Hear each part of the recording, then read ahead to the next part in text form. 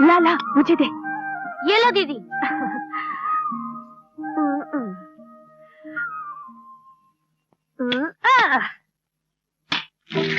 बाप रे, तू? अरे शैतान, इस महीने की ये तीसरी मटकी है जो आज कमबख्त तूने तोड़ी है। मैं तुझे नहीं छोड़ूंगी। ठहर। बाप रे, ये ट्रैक्टर तो इसी तरफ आ रहा है। अरे भागो, पकड़ के मारेगी। ठहर, भागो, को हाथ में दे, टांगे तोड़ दूंगी। हमको बचा, जाती कहाँ है? जल्दी से निकल जाओ।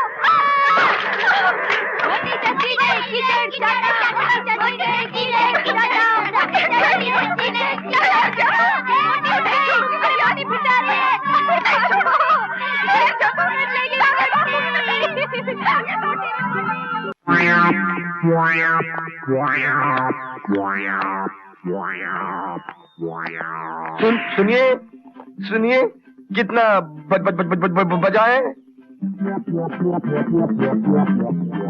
क्या क्या क्या अजीब आदमी है। भाई साहब, मैं आपसे पूछता कि कितना बजा है और आप लोग चले जा रहे हैं। बताइए। अरे कमाल कर रहे हैं आप। मेरे को जरूरी काम से जाना है, मेरे को पता है। ठहरो, मैं बताता हूँ। 12:30 बजे तुम जाओ। सर कमाल है, अगर टाइम बता ही देते तो क्या हो जाता? झगड़ा हो जाता। समझ गए ना? नमस्ते। ये दोनों भी अकले हैं। दुकान अच्छी सजा रखी है। हाँ, गर्मी तो है। पंखा कहाँ से लाऊं? पूछ। बीज कैसे किलो दिए? बीज कैसे किलो दिए? क्या क्या क्या क्या क्या? नीच चाहिए? नीच? मुझे नीच कहता? अबे कौन नीच? अरे नीच नहीं यार, तुम घुरे वेरे हो क्या? तेरा काम कैसे चलता है? नाम नाम है मिट्टी राम कंकर लाल बीज वाला। ये बीज। अरे काम क्या कीमत है? 20 रुपया किलो। अरे कुछ बोले तो कुछ समझता है। तो हकलाता क्यों है? नमूना दिखा। किसका मुंह दिखा? मैं हाथ करता हूँ। मुंह नहीं, क्वालिटी क्वालिटी। बाल्टी? तुम दोनों पागल हो क्या? अरे ये बीज की दुकान पे बाल्टी कहाँ से मिलेगी? कहाँ से मिलेगी? की तरह घस गई। बाल्टी नहीं, क्वालिटी। तो इतना जोर से बोलो ना कि समझ में आए। अरे अब मालूम पड़ा कि दोनों हकले हैं। मुंह में जाफरानी पान हो, जेब में पैसा हो, तो कौन माँ का जीना काम करेगा? और फिर सवाल ये भी है कि भाई हम काम क्यों करें? बाप मेहनत करता है तो बेटे ऐश करते हैं। और अगर सभी मेहनत करने लग जाएं तो ऐश कौन करेगा ससुरा? राम राम मालिक। चल लच्छू, बात तेरी बारी है, जल्दी कर। बांट जल्दी बांट। अरे मुझे तेरे पिताजी आगे।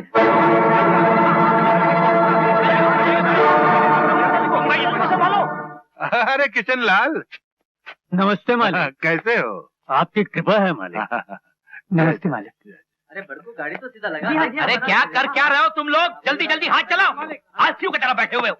वहाँ बड़े मालिक आ जाएंगे तो मेरी खाल फेर देंगे तुम्हें। बेटे मुरली, आज किसी भी हाल में कटाई का काम पूरा हो जाना चाहिए। हाँ, कल सुबह सुबह माल रवाना करना है। पिताजी आप बिल्कुल चिंता ना करें, मैं खुद सुबह से मजदूरों की तरह काम किए जा रहा हूँ। हाँ, 2 मिनट पानी पीने तक के लिए नहीं रुका। अच्छा। आप गोपाल को नहीं लाए? ये तुम्हारे होठ लाल क्यों है? पान खाया क्या?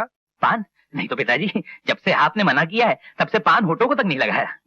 वो क्या है कि मेरे मसोड़ों में दर्द है ना, तो वैजी से पाउडर ले आया था, उसे रगड़ने से ये सुर्खी आ जाती है।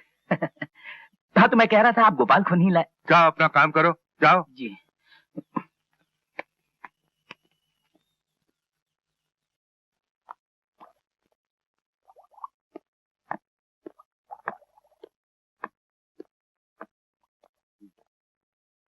नमस्ते मालिक। मुनीम जी, क्या बात है? चोपड़ा लाया हूँ, जरा पिछले महीने का हिसाब देख लीजिए। रखो, देख लेंगे। कुछ पूछना हो तो बाद में बुला लीजिएगा। बुला लेंगे। अरे माँ, कहाँ जा रही हो? मोहल्ले के बच्चों के साथ लंगड़ी खेलने। हाँ? तो फिर लंगड़ी खेलने के लिए इस पोटली की क्या जरूरत है? चुप, तेरे बाबू का खाना लेकर जा रही हूँ। तू अब खाना लेके जाएगी? बाप रे, पिताजी तो भूख के मारे कांवरे बावरे हो रहे होंगे, और तू है कि चींटी की चाल चल के जा रही हो। मैं अकेली क्या क्या करूँ? तुझे तो लंगड़ी खेलने से फुर्सत मिले तब ना। ना ना ना ना ना, मैं अब बिल्कुल खाली हूँ माँ। मैं बिजली की तरह जाऊंगी और आंधी की तरह आऊंगी। ला मुझे दे। अरे सुन तो। क्या 1000 रुपया? अबे बुढ़ापे में सटिया गया या अकल घास चरने चली गई? मालिक, मेरी बेटी का ब्याह है, उसके लिए कर्ज मांग रहा हूँ। अरे पर मांग ही क्यों रहा है? ये कोई महाजन का ठिया है या फिर हमने भिकमंगों की बेटियों की शादी करने का ठेका ले रखा है? जा जाके अपना काम कर। मालिक, सारी जिंदगी आप लोगों की सेवा करते करते गुजार दी। अब मेरी बेटी के हाथ पीले करने के लिए किसके दर पे हल्दी मांगने जाऊं? किसके सामने झोली फैलाऊं मालिक? अरे तू अपनी जिद से बात नहीं आ रहा और बात में असर पैदा करने के लिए आंसुओं का छिड़काव कर रहा है। मगर वो और होंगे आंसुओं से पिघलने वाले। यहाँ तो चिता की आग भी बर्फ लगती है। क्या आखिरी बार कहता हूँ, जाके अपना काम कर या अपना हिसाब कर और अपना मुंह काला कर यहाँ से चल चल। नहीं मालिक, मालिक, उसकी दौलत होती है मालिक, मुझसे ये दौलत मत छीनो, मुझ पर दया करो मालिक। अरे तू मेरी बात। भाई साहब, क्यों छोटे लोगों के मुंह लगते हैं आप? आपको शोभा नहीं देता? अरे राम सिंह, चल इसका हिसाब कर दे, अपना हिसाब करके निकल जाएगा। मालिक मुझ पर दया करो मालिक। तू ऐसे नहीं मानेगा। नहीं मालिक, मैं लुट जाऊंगा। चाचा उठो चाचा। नहीं, भगवान ने 4 पैसे क्या दे दिए, गरीबों को जूतियों में तोड़ने लगे। इस बेचारे की बेटी की शादी है और आप लोग इनकी मदद करने के बजाय उल्टा इन्हें नौकरी से निकाल रहे हैं। अरे रहम और दया नाम की कोई चीज है कि नहीं आप लोगों के दिल में? माला, पागल हो गई है क्या? तू बीच में क्यों पड़ रही है? चल इधर। बापू आप चुप रहिए, यहाँ सब खड़े जुल्म होते देख रहे हैं। किसी के मुंह में जबान भी नहीं कि जुल्म का जवाब दे सके। माला, जब मैं कह रहा हूँ तो बीच में मत बोल। क्यों चुप रहूं बापू? क्या शंकर चाचा हम लोगों के कुछ नहीं लगते? क्या आप सब लोग मजदूरों की बिरादरी नहीं है? माला, भगवान के वास्ते तू। अरे भगवान का वास्ता मुझे क्यों दे रहे हो? भगवान का वास्ता दो इनको, जो बेसहारा लोगों को अन्याय की लाठी से हाँकते रहते हैं। क्या बात है बेटी? मैं बताती हूँ मालिक काका, शंकर चाचा की बेटी का ब्याह है जिसके लिए वो 1000 रुपए कर्ज मांग रहे थे और छोटे मालिक इनकार कर रहे हैं। ठीक ही तो कर रहे हैं। हम लोग रुपयों का लेन देन का धंधा नहीं करते, क्यों मुनाहर? जी बाबूजी। लेकिन शंकर चाचा ने तो जिंदगी भर आपके यहाँ नौकरी की है। जो नौकरी जिंदगी भर की है उसकी तनख्वाह वो जिंदगी भर पाता रहा है। मालिक काका, भगवान ने आपको इतना धन दिया है, उसके मुकाबले 1000 रुपए की हैसियत ही क्या है? जैसे कि जब एक चिड़िया पानी से भरे घड़े में से चोंच मारकर एक बूंद पानी ले जाए तो उस एक बूंद के निकल जाने से घड़ा खाली तो नहीं हो जाता मालिक काका? हमारे पास जो धन है वो दुनिया की बेटियों की शादी में लुटाने के लिए नहीं है। ओह, तो आपकी नजर में भी इंसान से पैसों की ज्यादा कीमत है। कोई बात नहीं मालिक काका, फिर आप एक मेहरबानी करेंगे। मेरे बापू आपके यहाँ नौकरी करते हैं, बरसों से हर महीने अपने तनख्वाह का आधा हिस्सा आपके पास कटवाकर जमा करते रहे हैं। आप उसमें से 1000 रुपए निकालकर शंकर चाचा को दे दीजिए। ये रुपए किशनलाल ने तेरी शादी के लिए जमा किए। अगर रुपयों के कारण तेरी शादी रुक गई तो? मुझे अपनी शादी की कोई परवाह नहीं, मगर शंकर चाचा की बेटी का ब्याह नहीं रुकना चाहिए। क्यों मैं किशनलाल, तुम क्या कहते हो? बापू भी वही कहेंगे जो मैं कह रही हूँ। अगर बापू ने इनकार किया तो मैं जिंदगी भर शादी नहीं करूंगी। क्या? जी, ये मेरा अटल फैसला है। मालिक, ये बड़ी जिद्दी लड़की है, इसके सामने अगर भगवान भी हों तो उनसे भी ये अपनी बात मनवा के रहेगी। मालिक काका, आप बहुत बड़े आदमी हैं, मैं आपकी बच्ची समान हूँ, और बच्चे बड़ों के सामने जिद नहीं करेंगे तो और किसके सामने करेंगे? आज आपकी इस गरीब बेटी की जिद पूरी कर दीजिए, पूरी कर दीजिए मालिक काका। किशन लाल, मैं कहा करता था ना कि भगवान ने तेरे घर में हीरे को जन्म दिया है रे। तू बेकार में इसके ब्याह की चिंता करता है। इस हीरे को अपने घर की बहू बनाने के लिए लोग तेरी चौखट पर आकर माथा टेकेंगे इसका हाथ मांगने के लिए रे। कि जिस घर में जाएगी ना उस घर में उजाला कर देगी।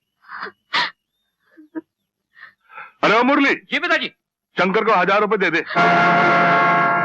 जी। हाँ कहा ना, दे दे जी। और शंकर। जी मालिक। ये रुपए वापस लौटाने की जरूरत नहीं। मालिक की दया। ये माला की तरफ से तुम्हारी बेटी का तोहफा है। सुन, अब तो खुश है? हाँ बाबू, मालिक काका कितने अच्छे हैं। हाँ बेटी, कितने दयालु हैं।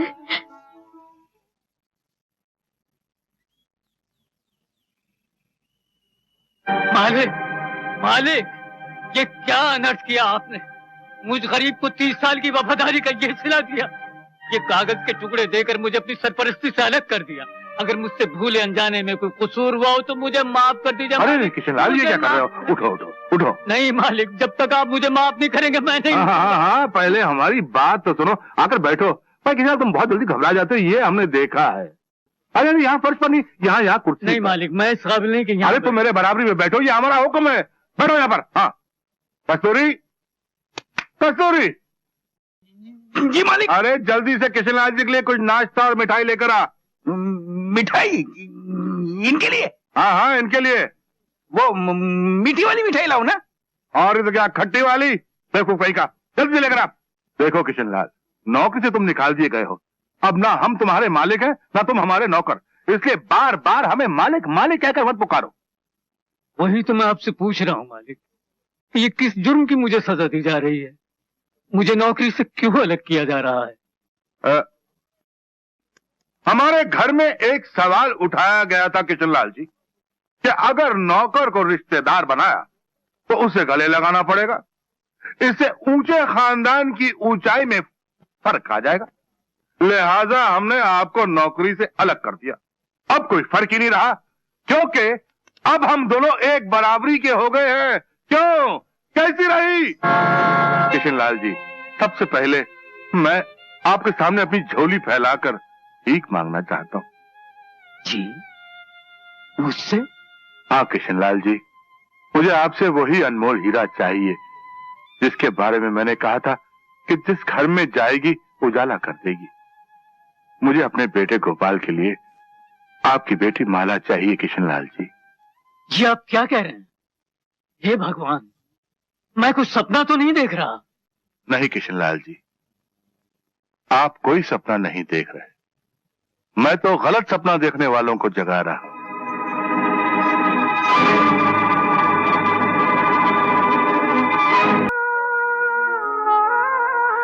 डॉक्टर साहब, थैंक गॉड, ऐसे लगा जैसे मौत के हाथों में गया इंसान वापस लौट आया हो। घबराने की कोई बात नहीं, ऑपरेशन कामयाब रहा। देखा बाजी, मैंने कहा था ना, हम सबकी प्रार्थनाएं बेकार नहीं जाएंगी। मुबारक हो। एक मुबारक हो बोलने में कितना टाइम बोले में कितना टाइम लगा रहा है। जी पिताजी, आपने बुलाया मुझे? बेटे, वैसे लड़के वालों को रुपए देने का वादा तो कल का है, तुम आज ही जाकर दे आओ।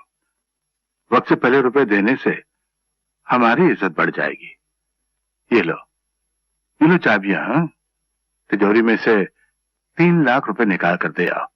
जी बहुत अच्छा।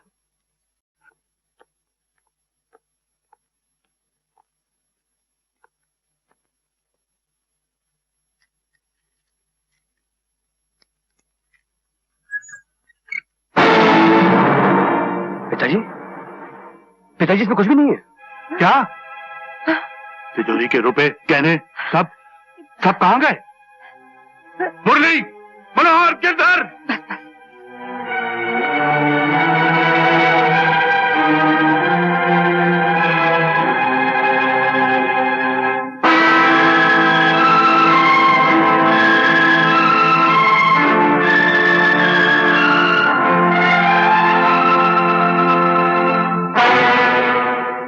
मैं पूछता हूँ तिजोरी के रुपए गहने सब कहाँ हैं?